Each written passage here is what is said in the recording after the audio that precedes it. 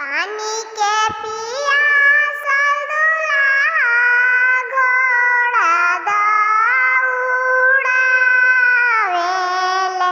पानी के पियासल दुल्हा घोड़ा दौड़ावेले।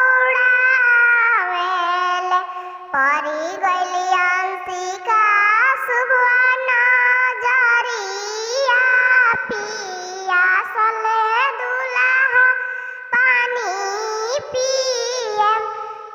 परी गइली अंशिका सुबह नजरिया पियासल दुल्हा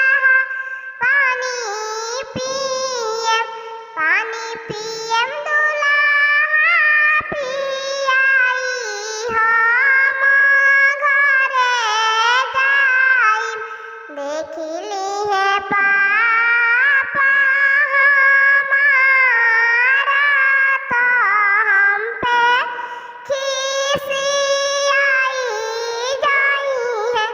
देखिली है चाचा हमारा तो हम पे रिसियाई जाई है।